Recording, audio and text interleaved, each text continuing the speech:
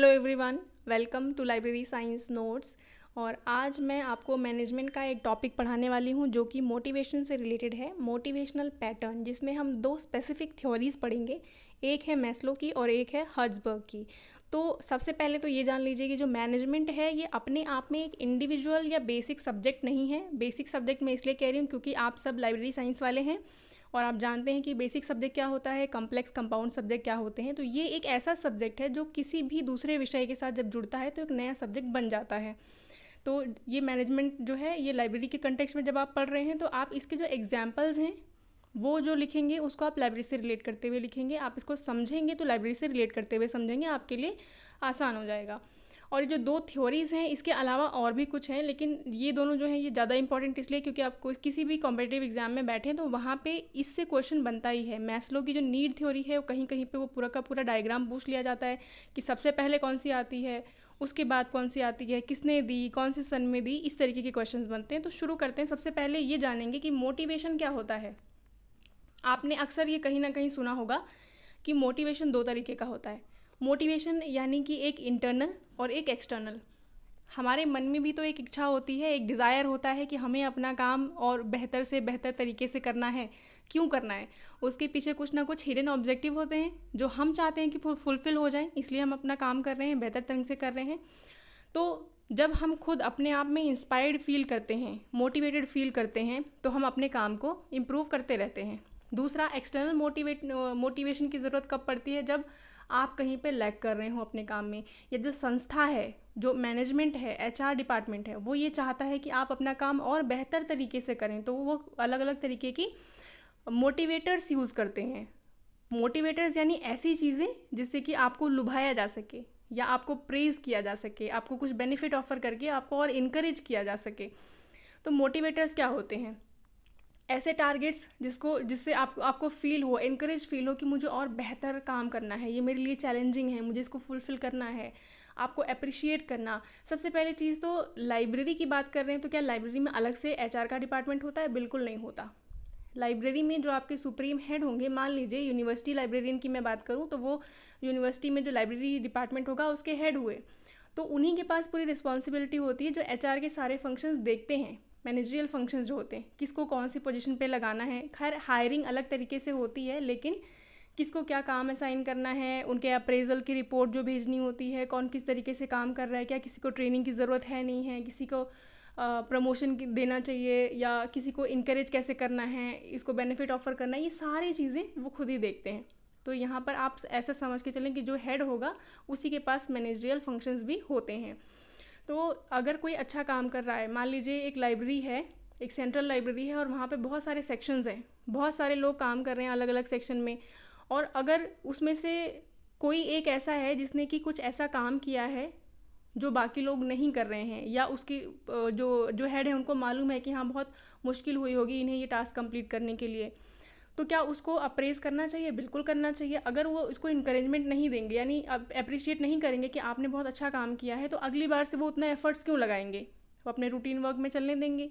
अगर कोई reach out service की गई है, कोई एक्सटेंशन सर्विस की गई है, उसमें लोगों ने अच्छा परफॉर्म किया है, कोई कॉन्फ्रेंस ऑर्गेनाइज की है, उसमें स्टाफ ने मेहनत की है, तो उनको कुछ वर्ड्स ऑफ अप्रिसिएशन मिलने चाहिए। उससे आपका काम जो है वो और बेहतर होता है। Opportunity for self improvement. अगर कोई न्यू पर्सन हायर किया गया है तो उसे नहीं पता कि भाई क्या काम करना है, कैसे करना है, तो उसको ट्रेनिंग की ज़रूरत होगी। तो ट्रेनिंग कौन दिलवाएगा? जो हेड है, जिनके पास मैनेजरियल पावर्स हैं, तो वो ट्रेनिंग की फैसिलिटी प्रोवाइड कराएंगे। अगर हम किसी एक, मान लीजिए कोई ऐसा सेक्शन डील कर रहे हैं, टेक्निकल सेक्शन है जिसमें कुछ इम्प्रूवमेंट हुई है, हम कोई सॉफ्टवेयर ऑपरेट कर रहे हैं अपनी लाइब्रेरी में, मैं ऑपरेट कर रही हूँ, और उसमें कुछ नया अपडेट आया है, मैं सीखना चाहती हूँ, तो मुझे वो अपॉर्चुनिटी मिलनी चाहिए कि मेरा काम और बेहतर हो सके। अगर मैं उसको सीख लूँ तो फाइनेंशियल इंसेंटिव्स दिए जाते हैं। आपने बोनसेस वगैरह के बारे में सुना होगा, एचआरए वगैरह भी इसी कैटेगरी में आएंगे। ये सब चीज़ें आपको ऑफ़र की जाती हैं। रिवॉर्ड दिया जाता है। कई बार गलत काम के लिए पनिशमेंट मिलेगी, आपको डांटा जाएगा, या हो सकता है कि आपकी पोजीशन चेंज कर दी जाए, आपको दूसरी जगह भेज दिया जाए। फ्रीडम।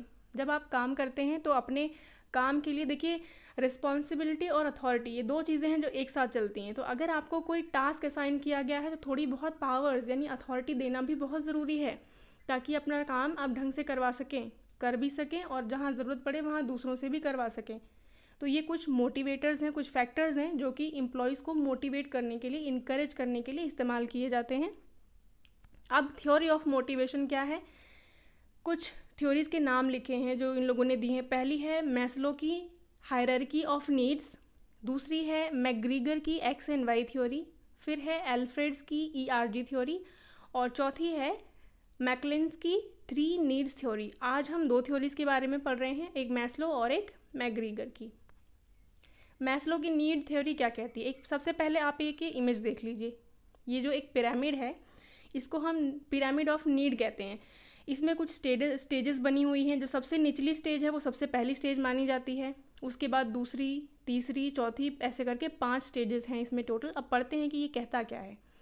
मैस्लो की जो नीड थ्योरी है वो ये कहती है, Maslow hypothesized that within every human being there exist some basic needs। हर एक इंसान की कुछ बहुत ही बेसिक नीड्स होती हैं, बहुत बेसिक यानी डेली नीड, जिसमें फूड है, शेल्टर है, सेफ्टी है, इस तरीके की चीज़ें हैं।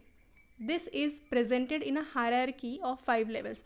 और यही जो हमारी बेसिक नेसेसिटीज़ होती हैं इनको किस तरीके से 5 लेवल्स में यानी 5 चरणों में इन्होंने दर्शाया है, प्रेजेंट किया है, और कहा है कि हर एक लेवल जो है वो दूसरे के बिना अधूरा है। यानी कि सेकेंड लेवल पे आप तभी जा पाएंगे जब आपकी फर्स्ट लेवल की जो नीड्स हैं वो पूरी हो जाएं। आप जंप नहीं कर सकते। अगर आपके पास खाना नहीं है पेट भरने के लिए, आपके पास रहने के लिए घर नहीं है, तो आप बड़ी बड़ी बातें करके कहाँ जाएंगे। आपकी वास्तविकता ये है कि आपके पास 2 टाइम के लिए खाना नहीं है जुगाड़ करने के लिए, और आप बात करते हैं कि मैं तो ये गाड़ी और वो बंगला खरीद लूँगा। तो ऐसा नहीं होता है। जब आपकी भूख शांत हो जाएगी तभी आप आगे के बारे में कुछ सोच पाएंगे, है ना। तो यही ये चीज़ कहना चाह रहे हैं कि जब हमारी बेसिक नेसेसिटी पूरी होगी फर्स्ट लेवल की, तो ही हम सेकेंड लेवल में जा सकते हैं। This hierarchy has 5 levels and we can not move to second level without satisfying the first one. अब इसमें कौन कौन से लेवल्स हैं। सबसे निचला लेवल जो है वो है फिजियोलॉजिकल नीड, उसके बाद है safety need, social need, esteem need, and then self actualization need.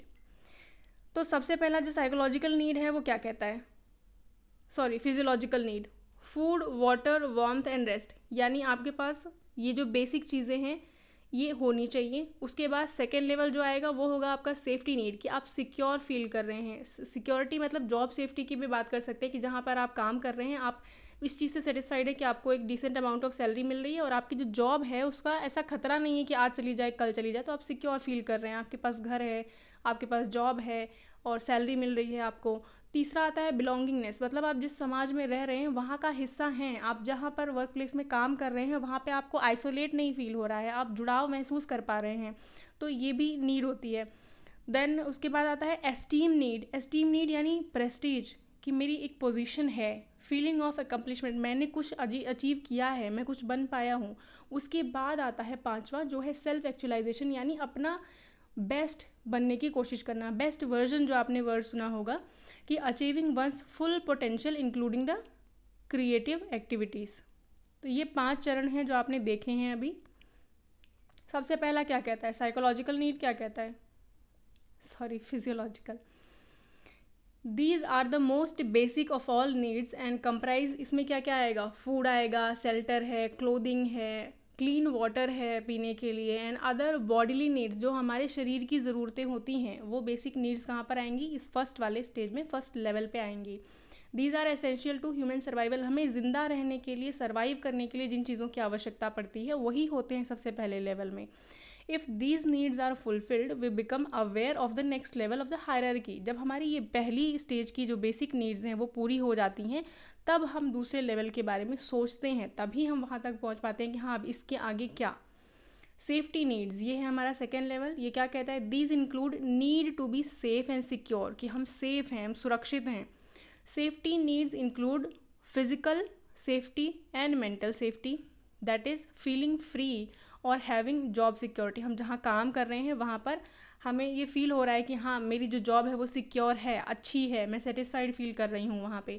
It motivates to seek out stability, freedom and removal of fear and anxiety. मतलब अगर हम सिक्योर फील कर रहे हैं, सेफ फील कर रहे हैं, तो हमें फ्रीडम आएगी, हम कॉन्फिडेंट फील होंगे, हम स्टेबल फील करेंगे अगर हमारे पास अच्छी जॉब है जो हम डिज़र्व करते हैं, और हमारे अंदर से जो फियर है किसी भी तरीके का वो ख़त्म हो जाएगा, एंजाइटी जो है वो ख़त्म हो जाएगी कि मेरे पास घर रहने के लिए घर है, फूड है, मुझे उस चीज़ के बारे में नहीं सोचना, मेरे पास एक जॉब है जहाँ से मुझे हर महीने इनकम जनरेट हो रही है। फिर आता है तीसरा, social need. These include need for affection, belongingness, acceptance and friendship. That is a need to belong, to love and to be loved, to be social and to participate in activities that create a feeling of togetherness. यानी ऐसी ऐसी activities में participate करना जहाँ आपको लगता है कि हाँ आप भी इस ग्रुप का हिस्सा हैं, आपके दोस्त हैं, आपकी फैमिली है, आपका वर्क प्लेस जो है वहाँ पे आप लोगों के साथ में कनेक्ट हो रहे हैं, तो हमें ऐसा फील होता है कि हाँ बिलोंगिंगनेस होनी चाहिए, कि यानी हमें लोग पसंद करते हैं, लोग हमसे कनेक्ट होते हैं, लोग हमें प्यार करते हैं। ये जो नीड्स हैं ये सोशल नीड्स में आती हैं। जैसे आपने एक टर्म सुना होगा, टीम बिल्डिंग प्रोग्राम्स। जो एचआर डिपार्टमेंट है वो बहुत सारे इस तरीके के प्रोग्राम्स करवाते हैं, ज़्यादातर वीकेंड्स पे। और ये कंपनीज़ के पर्सपेक्टिव में सुना होगा आपने, लाइब्रेरी में कम होता है। लाइब्रेरीज़ में जब वर्कशॉप्स और कॉन्फ्रेंसेस वगैरह होती हैं तब होते हैं छोटे छोटे सेशंस जहाँ पे लोग मिलते हैं, एक दूसरे से गैदरिंग्स होती हैं, एक दूसरे को जानते हैं प्रोफेशन वाइज। तो ये जो एचआर इस तरीके के प्रोग्राम्स करवाते हैं वो क्यों करवाते हैं? वो इसीलिए ताकि जो लोग काम कर रहे हैं एक संस्था में वो एक दूसरे को जानें, एक दूसरे से कनेक्ट करें। क्योंकि कई बार ऐसा होता है कि आप सब काम तो कर रहे हैं साथ में, लेकिन आप बात एक ही दो लोग से करते हैं, ज़्यादा लोगों के साथ आप मतलब भी नहीं रखते और आपको पता भी नहीं होता कि भाई नेचर वो कैसे हैं। हम एक अपना जजमेंट क्रिएट कर लेते हैं। फिर जब इस तरीके से आपको मौका मिलता है मिलने का, बात करने का, तो आपको एक्चुअली में पता चलता है कि वो इंसान है कैसा। तो सभी की सोशल नीड्स होती हैं जहाँ पे हम एक दूसरे से मिलना जुलना चाहते हैं, बात करना चाहते हैं। उसके बाद आता है एस्टीम नीड। एस्टीम नीड क्या कहता है? Include status, need to have a higher position. यानी हम सभी स्टार्टिंग हमने कहीं से भी की हो, लेकिन सबके अंदर एक मोटिवेशन होता है, इंटरनल मोटिवेशन, कि मुझे उस पोजीशन पर पहुंचना है, मैं डिज़र्व करती हूँ, मुझे आगे बढ़ना है, मुझे मेहनत करनी है। तो ये वाली जो चीज़ें होती हैं वो एस्टीम नीड में आती हैं कि मुझे एक अच्छी पोजीशन चाहिए अपने लिए। Relative to that of others, दूसरों की कंपैरिजन में मैं अपने आप को कहाँ देखती हूँ? हमने स्टार्टिंग तो साथ में की थी, लेकिन इसके बाद क्या यहाँ पर आकर स्टेबल हो जाना है या इसके आगे मुझे और कुछ करना है? Self esteem needs are internal feelings of self worth, कि मैं क्या हूँ, मैं क्या डिज़र्व करती हूँ, ये सारी चीज़ें जो आपके अंदर से आती हैं। These needs are produced through recognition, achievement and trust lead to a feeling of power and prestige. Some people reach this level, कुछ लोग क्या हैं इस पोजीशन पर जहाँ उनको एक अच्छी अथॉरिटेटिव पोजीशन मिल जाती है, वहाँ पहुँचने के बाद में सेटिस्फाई हो जाते हैं कि ठीक है मैंने जो अचीव करना था वो कर लिया है, अब यहीं रहना है। लेकिन but in some people fulfilment of this fourth level of the status and self esteem needs gives rise to the need of self actualization. जो 5वीं स्टेज होती है वो इसके बाद कुछ ही लोग क्रॉस करके जाते हैं, ज़्यादातर लोग यहीं पर सेटिस्फाइड हो जाते हैं। तो 5वीं स्टेज क्या कहती है? Self actualization. This is the highest level and involves reaching one's highest potential. Self-actualization means maximizing one's potential to become everything that one is capable of becoming. This need is rarely completely satisfied. मतलब आप जितना आगे वो होता है ना, जैसे कि एक सेइंग है 99 क्लब, यानी जितना आपके पास पैसा आते जाएगा आपको उसकी भूख और ज़्यादा बढ़ती जाएगी। तो पावर और पोजीशन के साथ भी सेम वही चीज़ होती है। जितना आपको पावर मिलती जाएगी, जितनी आपको पोजीशन मिलती जाएगी, आप एक स्टेप और आगे बढ़ने का सोचते हैं कि अब इसके आगे जाना है, मुझे इससे भी और ऊपर पोजीशन पे, इससे ज़्यादा अथॉरिटेटिव पोजीशन पर मुझे जाना है, मुझे और बेहतर परफॉर्म करना है। तो ये लेवल है सेल्फ एक्चुअलाइजेशन वाला, ये एक्चुअली में यहाँ पर कंप्लीट सेटिस्फेक्शन बहुत कम ही लोगों को मिलता है, क्योंकि आप हमेशा और आगे बढ़ने की कोशिश करते रहते हैं। Maslow divided these needs into lower order and higher order. इन्होंने 2 ग्रुप्स में बांटा है, जो आपने पीछे इमेज देखी होगी उसमें डिवीजन लिखा हुआ है। And this theory highlights that human have diverse motives which affect their work behaviour. बिल्कुल सही बात है, हम सभी जो ह्यूमन्स हैं जो कि जॉब कर रहे हैं, कहीं ना कहीं काम कर रहे हैं, किसी संस्था से जुड़े हैं, सबका अलग अलग मोटिव है, सबके अलग इंटेंशंस हैं, सबके अलग ऑब्जेक्टिव्स हैं काम करने के पीछे। कुछ को पावर चाहिए, कुछ को पोजीशन चाहिए, कुछ को पैसा चाहिए, कुछ को, देखिए बेसिक नीड तो सभी की है कि हाँ हमको पैसे तो अर्न करने ही हैं, लेकिन उसके साथ में और मेरे मन में क्या चल रहा है वो अगले को क्या पता। तो सबके अलग अलग कुछ ना कुछ रीजंस होते हैं काम करने के, और उसकी वजह से जो हम वर्क प्लेस पे हमारा बिहेवियर है वो रिफ्लेक्ट करता है, दिखता है अलग तरीके का। नेक्स्ट आता है हमारे पास मैकग्रीगर की एक्स और वाई थ्योरी। अब ये थ्योरी क्या कहती है? डॉगलस मैकग्रीगर ने एक किताब लिखी थी, the human side of enterprise. कौन से ईयर में? 1960 में प्रपोज्ड। उसमें इन्होंने दो अलग अलग एजम्पशंस की बात करी about behaviour of individual at work, यानी जब लोग कहीं काम कर रहे होते हैं तो वहाँ पे जो उनके बिहेवियर्स होते हैं वो किस तरीके के होते हैं, उसके बेसिस पे उन्होंने कुछ एजम्पशंस लिखे थे, और उसी को एक्स थ्योरी और वाई थ्योरी का नाम दिया जाता है। तो एक्स थ्योरी क्या है?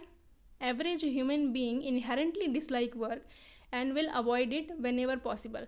थ्योरी एक्स जो है वो ये कहती है कि जो ह्यूमन बींग्स हैं उनका नेचर ही ऐसा होता है, बाई नेचर हम ऐसे हैं कि हमें कोई हमारे रूटीन वर्क से हट के कुछ काम दिया जाए तो हम नहीं करना चाहते हैं, हम पूरी कोशिश करेंगे उसको टालने की, उसको अवॉइड करने की, वो नेचर होता है हमारा। ये कहते हैं इनकी एक्स थ्योरी में। Since people dislike work they must be coerced, controlled और threatened with punishment to put in necessary effort to achieve the goal. यानी एक्स थ्योरी क्या कहती है कि जो लोग हैं, यानी जो एम्प्लॉयज़ आपके पास काम कर रहे हैं, वो काम नहीं करेंगे ढंग से, वो पूरी कोशिश करेंगे कि उसको अवॉइड किया जाए। तो संस्था के पास में एक ही ऑप्शन बचता है कि आप उनसे ज़बरदस्ती फोर्सफुली काम करवाएं, उनको पनिश करें, उनको डराएं किसी भी तरीके से, लेकिन फोर्स दिखा करके काम करवाने का जो कॉन्सेप्ट है वो थ्योरी एक्स में दिखता है। Theory X shows that their major reliance is upon the use of authority control. जो हायर अथॉरिटीज़ हैं उनके हाथ में पूरा का पूरा कंट्रोल है, वो आपसे जैसे चाहेंगी वैसे काम करवाएंगी और आपको करना पड़ेगा। लेकिन वाई थ्योरी जो है वो बिल्कुल इसके अपोजिट है। अब ये क्या कहती है? Employees can view work as being as natural as rest और प्ले। यानी जो एम्प्लॉयज़ जो काम कर रहे हैं, जो स्टाफ है, उनके लिए जैसे आराम करना या खेलना, दूसरी जो एक्टिविटीज़ होती हैं, वर्क भी बिल्कुल वैसा ही है, उससे कुछ भी डिफरेंट नहीं है। यानी एक फ्लो स्टेट में चलते हैं वो, उनको कुछ बर्डन जैसा नहीं लगता। तो control and punishment is not the only way.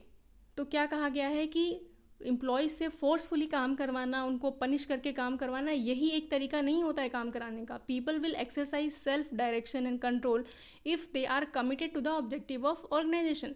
यानी संस्था का जो उद्देश्य है, अगर मैं उसके साथ जुड़ाव महसूस करूँगी, बिलोंगिंगलेस होगी, मैं मोटिवेटेड हूँ उस ऑब्जेक्टिव को पूरा करने के लिए, तो मुझे किसी भी तरीके के थ्रेटनिंग की, पनिशमेंट की ज़रूरत नहीं पड़ेगी। मैं अपना काम बेहतर ढंग से करूँगी, सेल्फ मोटिवेशन के साथ करूँगी। Employees have the capacity to use a relatively high degree of imagination. Employees में वो क्षमता होती है कि वो अपनी इमेजिनेशन से, अपनी विजुलाइजेशन पावर से सोच सकते हैं किसी भी चीज़ का सोल्यूशन। ह्यूमंस में ही ऐसा होता है कि आपको कोई टास्क अगर असाइन किया गया है तो आप तुरंत काम नहीं करते हैं, आप पहले सुनते हैं और सोचते हैं, अलग अलग ऑल्टरनेटिव्स पे जाने की कोशिश करते हैं कि इसका सॉल्यूशन इस तरीके से निकाला जाए, या ये दूसरे वाले ऑप्शन से, या इस तरीके से करें तो कैसा रहेगा। बहुत सारी चीज़ों के बारे में आप सोचते हैं और सोच कर ही पहले सॉल्यूशन पर जाने की कोशिश करते हैं, प्लान करने की कोशिश करते हैं। तो job satisfaction will eventually lead to commitment to the organisation. अब देखिए यहाँ पर क्या कहा गया है कि अगर मुझे सेटिस्फेक्शन फील हो रहा है अपने वर्क प्लेस पे, तो मेरी जो कमिटमेंट है वो मेरी संस्था के लिए 100% होगी। मुझे अच्छी सैलरी मिल रही है, मुझे अच्छा वर्क कंडीशन मिला है, और मैं जो चीज़ें चाहती हूँ वो फुलफ़िल हो रही हैं वहाँ से, तो मैं भी तो चाहूँगी कि मेरी संस्था आगे बढ़े, वहाँ का जो भी ऑब्जेक्टिव है उनका, जो मुझे काम असाइन किया गया है, वो पूरी तरीके से हो। This theory presents a more positive picture of people. Assumptions indicate that human beings have a tendency to grow and develop. अब ये एजम्पशन क्या कहता है कि जो वर्क प्लेस में लोग काम करते हैं उनका बाय नेचर वो कैसे हैं कि उनको भी आगे बढ़ने का मन है, यानी वो अपने आप को डेवलप करने की, ग्रो करने की कोशिश करते हैं। इसलिए अगर उनको जॉब सेटिस्फेक्शन मिलती है तो वो हमारी संस्था के लिए बेहतर काम करेंगे। ठीक है, ये समझाने की कोशिश की गई है इसमें। मैग्रीगर ने खुद ये कहा है कि भाई एक्स और वाई थ्योरी में से जो वाई थ्योरी है वो बेहतर है एक्स के कंपैरिजन में। तो ये पूरा टॉपिक था जिसमें हमने दो थ्योरीज़ के बारे में पढ़ा, मैस्लो की और मैग्रीगर की। आई होप ये कॉन्सेप्ट आपको समझ में आया होगा। अगर कुछ भी कन्फ्यूजन है तो आप कमेंट करके पूछ सकते हैं। Thank you.